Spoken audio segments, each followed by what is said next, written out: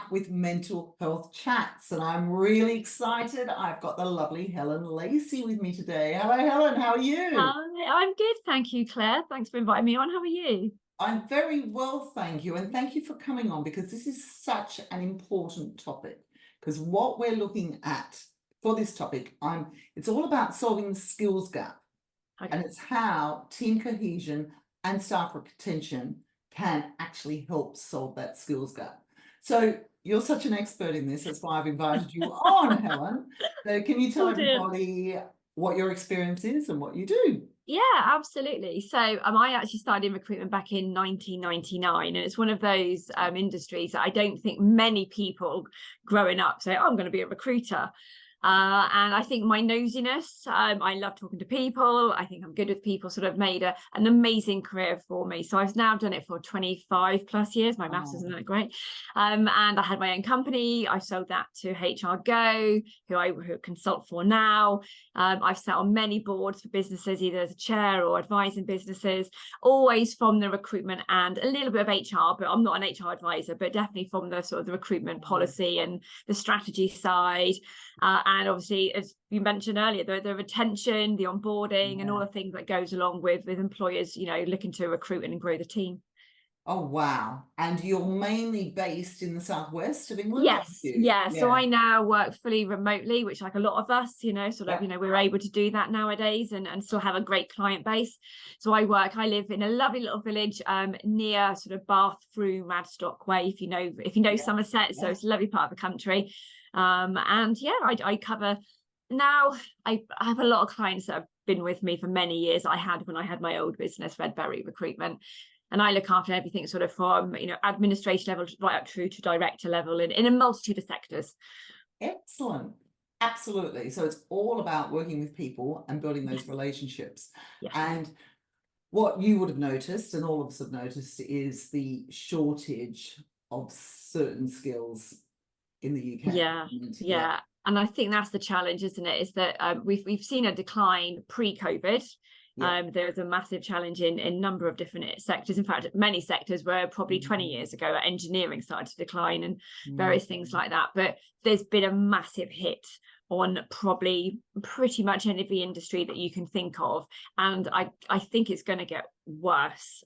Fortunately, I hate to be pessimistic, but there are things that obviously employers can do to try and I know it's what you want to talk about, is sort of retain their current staff. Yeah, and they want to retain them by building collaboration and teamwork. So how can employers actually leverage teamwork and collaboration to help them achieve success? Yeah, I think it really first starts off with making sure they've got a great employer brand. Because if you don't have a great employer brand, you're not going to attract the people to come and work for you. And then once you attracted the people, you then have to follow through on the promises. It's like that value proposition that you're going to deliver what you say you're going to deliver.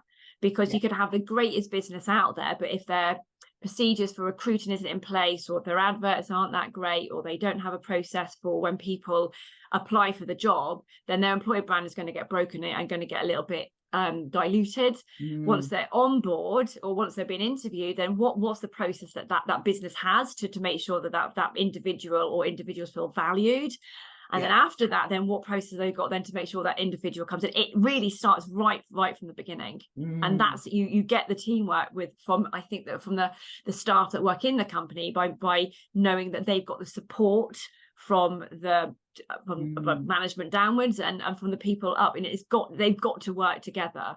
Yeah, definitely. And I love the fact you've used the word valued, because if we feel valued, we feel like we're part of the team and we want to work together. And if we don't feel valued, we feel lonely, really, and we feel like we're on our own. Yeah, I think communication is absolutely key, and I think I'm very fortunate that the organisations that I've worked with, if they need guidance, they listen, because when you're employing for a company, it's a costly business. We all know if you're using an agency, not only have you got the costs of using a recruiter, but then you've got all the costs of once you've taken that person on board, and it's not just the salary, it's the holidays, the pension, and all of that. So they've got to get it right.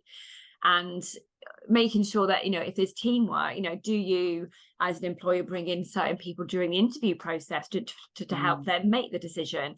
What type of interview process do you have, in order to get the best person? And I think these are things that I think a lot of businesses now need to start looking at, because it is a very challenging market out there.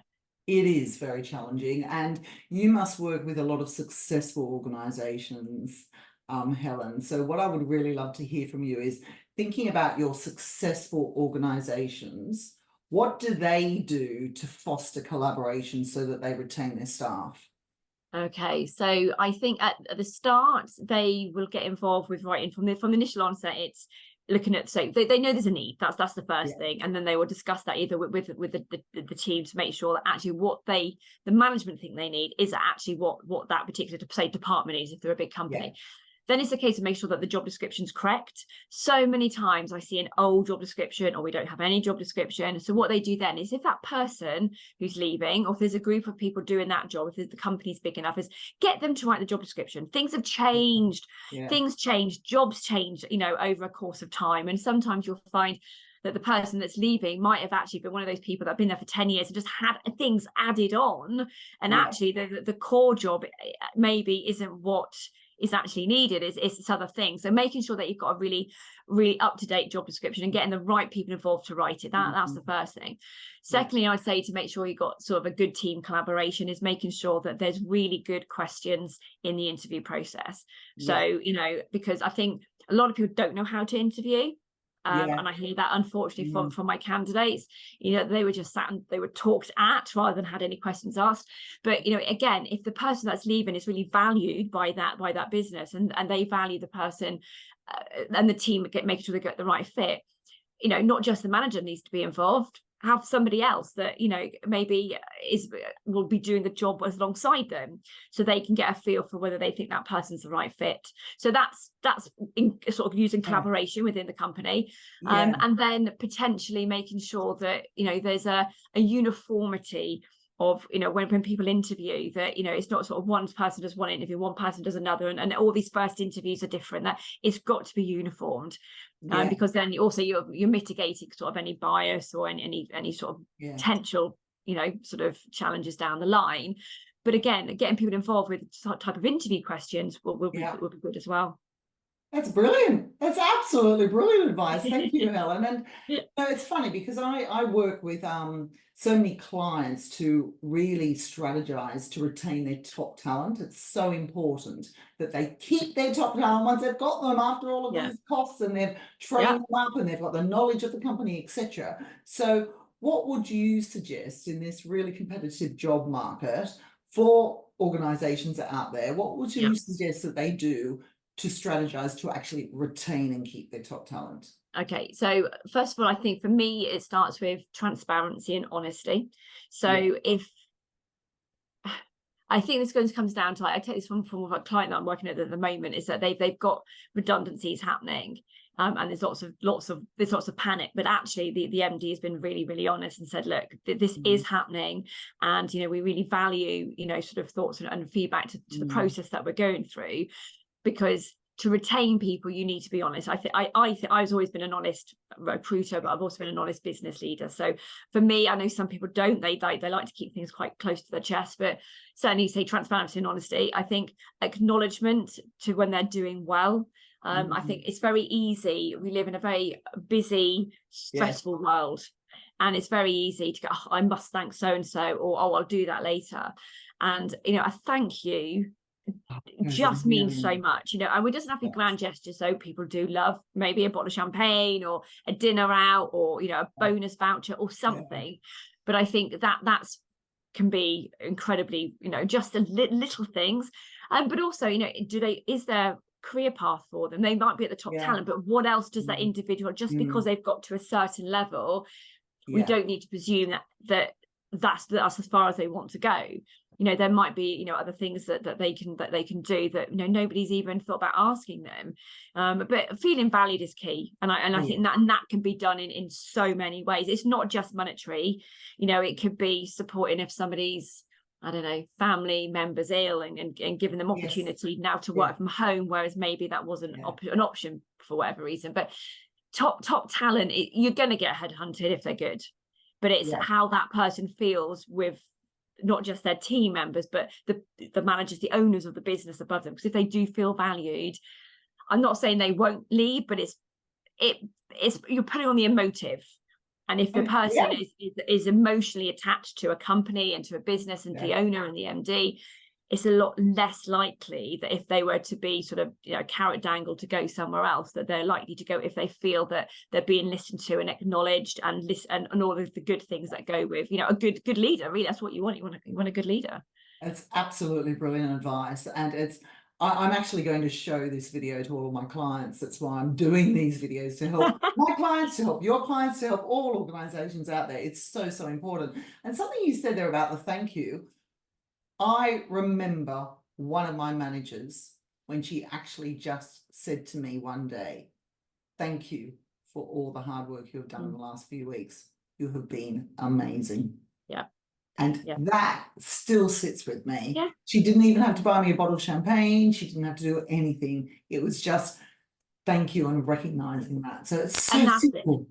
It's the recognition and it's the acknowledgement. And like we say HR Go, we have a new internal system called Hi Bob, and it's really great because you can do a shout out or do kudos for somebody.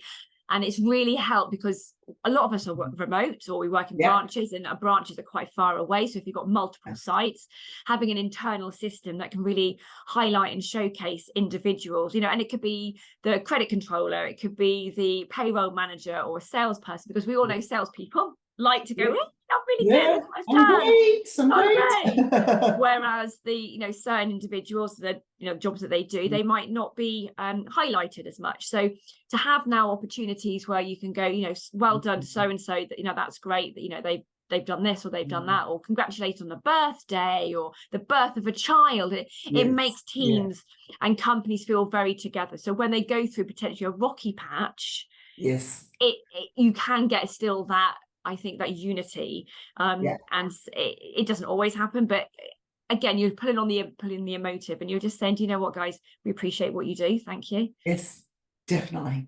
Fantastic. You have given us such fantastic information and knowledge. So thank you so much, Helen. And you've mentioned HR Go. Where is the best place to find you and HR Go? Okay, so we can find me on LinkedIn. So Helen Lacey, so as the spelling will be, Lacey on LinkedIn. I'm on Twitter, Helen_Lacey. I'm probably on various other platforms as well, but they're the two sort of main work ones. And so if they were to message me, I'll get back to people straight away. So fantastic. Thank you so much, Helen, for your tips, your advice, your insights. You have been so knowledgeable. So thank you and take care.